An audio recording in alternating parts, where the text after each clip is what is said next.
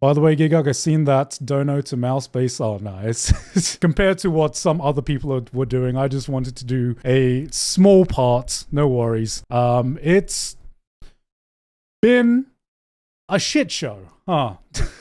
It just hit 710K. No way. They're actually going to reach 1 million in a few days. What the man? That is absolutely crazy. Oh man, what a past 24 hours. Just don't start an agency. I am very, very happy with my agency. Thank you very much. Wait, what's going on?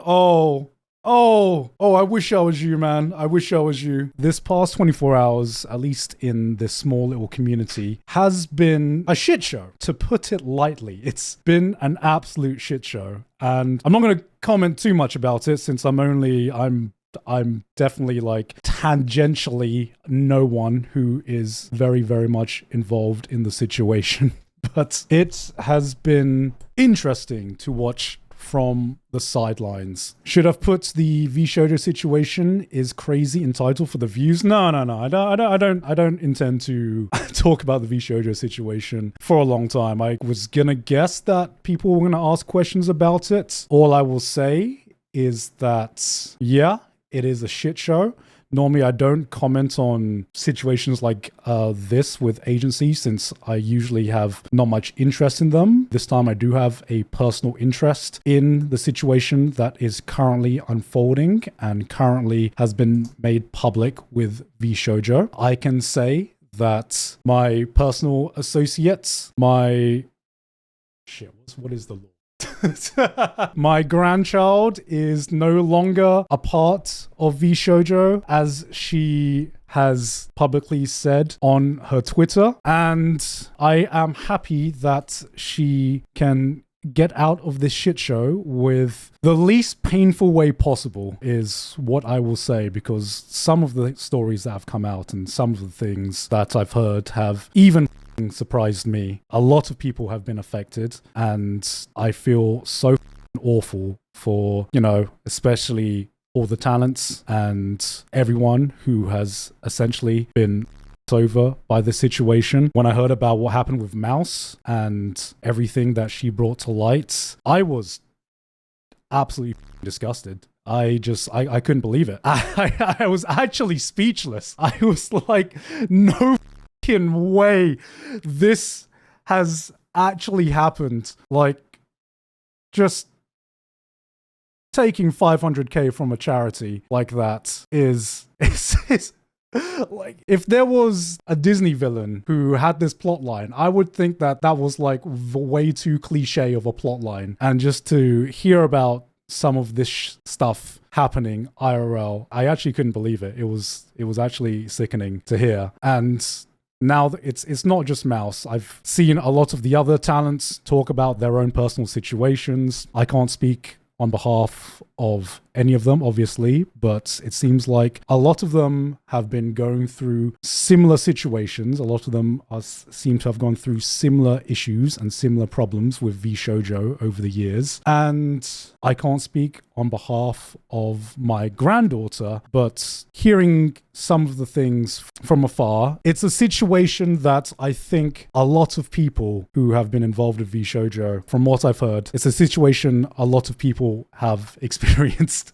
And I did not know that it was this bad until this week. I had no idea that it was this bad. Let's hope Geeks Plus learn from this. I mean, I'm just glad that I am with an agency like Geeks Plus, an agency that, touch wood, I can trust and historically have been very good to me and very good to, and that we have a good working relationship with. It's knock on wood. Is it knock on wood? I think it's more like touch wood. I've always said touch wood. Shit, man. When you are backed by a big corp, you can't make those kinds of mistakes. I mean, never say never. I think being in this industry for long enough, seeing the bigger they are, the harder they can fall. And I think the situation with VShojo, it's absolutely insane to see how quickly an empire can fall. It's been 24 hours and holy shit. I don't know if it's the biggest thing that the VTubing industry has gone through, but it feels like the biggest thing that the VTubing industry has gone through, because I don't see a way for VShojo to survive after everything that's come out. I'm just happy that there has been a positive to come out of all of this. Seeing the community rally together, seeing everything going on with the Tiltify, which, if you didn't know, Mouse has a Tiltify to donate to the Immune Deficiency Foundation, and she smashed in 24 hours. The original goal has been absolutely smashed, man. So it's good that something positive has come out of this right now. 700k, 715k. That's like insane. That's absolutely insane, man. Hoping it hits 1 mil. Yeah, I think it's definitely going to hit 1 mil. But it's definitely been an interesting reflection. It's been an interesting year for just the VTubing industry in general. Seeing all of, I can't remember if all the stuff with other agencies came out this year, but it all feels like it's been concentrated in a very, very short time span. So maybe that's just my mind viewing all these different things, but it feels like all of this has come out in a very, very short time span. Can we get a link? Are there any mods in chat? I don't know if I just came live randomly. I don't know if there's any mods in chat right now. It was all foreshadowed all along with the TT Dark timeline. Oh man, I mean, I'm going to wait to see how the VShojo situation unfolds and unravels as more information gets released to the public, if more information gets released to the public, because a lot of people have questions. That actually includes me. What the has gone on? What the absolute has been going on in what it seems like the past year, or maybe even further? Like, I think the person that shone the most light on this actually was, I don't know if any of you watched Kayson's stream last night, where she invited the CEO of the JP side to come along. That was such a wild stream, man. What the hell? That's insane. I think watching that stream, obviously everything now is alleged. I'm going to say this, everything now is alleged before proper legal proceedings and proper information has been released to the public. But hearing that she was allegedly not been paid since, what was it, last September? Last October? Like months and months and months and months. It makes me think that even though this whole thing collapsed in 24 hours, it makes me think that this was something that has built up and built up and built up behind the scenes, that eventually it all exploded in possibly the worst way possible. It feels like they were building on like the worst foundations possible, and everything has just come tumbling down in the most emphatic way possible within 24 hours. So I am curious about what has happened with apparently all of this money that a lot of people have not been given, including the charities as well, but also including a lot of the talents that have come out. And it does make me think, because seeing this from a third person perspective, someone with an agency, one of the biggest things that have confused me about VShojo and have confused a lot of people was, you know, they obviously blew up in 2020, and seeing their growth was awesome to see them on the surface doing exciting stuff. But I was like always thinking, damn, they seem to be spending a lot of money, because every time I see them at AX, they always had like the biggest shows, some really, really cool booths. And I was just really confused as to what their business plan was and how they were making money. And I think it seems like a lot of us got our answers within the last 24 hours. I was like, oh, I see. I know this business plan. I know this business plan. I'm doing this business plan myself. So I'm sure if I ask someone in VShojo, so what's the plan for making money? What's the plan for making money here? Yeah, because I can also definitely relate to the business plan of, there is no plan for making money. The plan is to spend money. and do cool shit. The big difference was, in this case, I was using my own money. And I don't want to make any allegations, but if you're not making any money, you got to be getting your money from somewhere. I just want to know, within the past few years, where has this money gone? Where has all of this money gone? Because publicly well known that they got a huge investment of like, I believe, $11 million. Where did the money go? I'm just genuinely just so curious at this point. I think I'm at the point where when I heard the news, I was angry. I was angry as most of the internet was. And now that it seems like everything has collapsed and thankfully a lot of the talent I feel like are going to find their footing, now I'm just confused and curious about what the happened internally. Because is it a case of mismanagement? Is it a case of something worse than that? Someone definitely has to answer for all of these questions, because the interview with the CEO of the JP side with Kason, one of the biggest things that confused me was he said that, oh yeah, the JP side are doing pretty well financially. There is more money coming in than going out.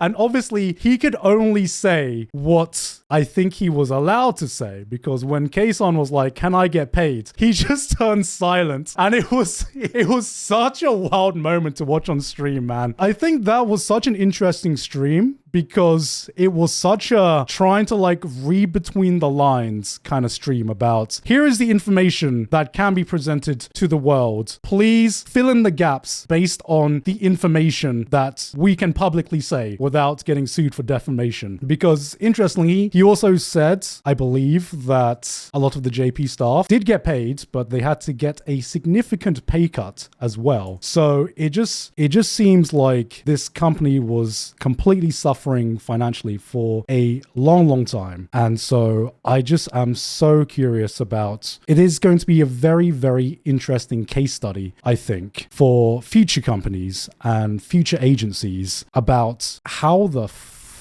do you this up so bad. And I do hope that the talents that have come out saying that they have been owed money, I genuinely hope that there is a way for them to get back some of the costs that they are allegedly owed. My hopes aren't high, but I do genuinely hope that they are able to recover some of those costs. But it seems like this is a case study that has been repeated here and again in YouTube history, in agency history, whether you look at previous agencies like Machinima, and who was the fucking agency that Smosh signed with as well. There is a long history where it seems like history might not always repeat itself, but it definitely rhymes sometimes. And I think I want to, I think I want to end this off with, obviously, if you can support the Tiltify, give a bit, because holy shit, we need something positive to come out of this situation. I do hope that all the talents find their feet. And I kind of want to end this off as something tangential to just talking about the VShojo situation itself, because as I said, I'm not really involved, but it did make me feel a lot of emotions about a situation that I haven't felt in a very, very long time, with something that didn't directly involve me. And I just want to give a message to a lot of young content creators and just a lot of content creators in general, because I've been in the industry for a very, very long time. I've been doing YouTube for a very, very long time, coming up 19 years now. And I've had many, many stages of my career, and I've seen agencies come and go. I've seen companies like this sometimes rise and sometimes fall, like VShojo have done so. And when you're new to the content creator field, you don't really know what the right thing to do is, who to go with, what the right way to act is. And through my experience, there have been so many times, so many different places where people have overpromised and underdelivered. It is something that I think is more common than is more common than not. And it's something that content creators have to be really, really, really careful about. Because when you start making this your career, and when you first start stepping foot into this world of content creation, there will be people who will approach you. There will be so many people who will approach you. They will try to butter you up, dangle some carrots in front of you. And a lot of the time, it is promises based on sometimes lies in the worst of it, and sometimes it is just over promises that can never be delivered. And a lot of the times, as the saying goes, if a deal sounds too good to be true, it probably is too good to be true. In my experience, the deals that you can trust the most are just the boring ones, man. It is just the no frills, the boring deals. That's it. No overpromises. No, we can do this for you. We can get this much money for you. We can blow up your audience and get you this many numbers. It is, we can just help you. We can try our best, I guess. That's it. That's all we can promise, that we can try our best. And so no matter what, be sure to look and read your contracts. There have been so many contracts that have come out, and a lot of them prey on newer content creators that don't know any better. Talk to your fellow peers. I feel like enough people don't talk to their fellow content creators, because together we are a wealth of knowledge. But sometimes with the nature of this kind of knowledge and this kind of information, people are scared to talk about this. And I think behind the scenes, more people should be talking about this, because there are so many things and so many pitfalls you can avoid by just talking to people, man. Because I do hope that eventually more content creators learn along the way. And I think VTubing is an industry that is learning about what older YouTubers have known for a longer time, simply because VTubing is a much newer industry. And a lot of this blew up in the 2020 boom of COVID, where VTubing went from nothing from the English side to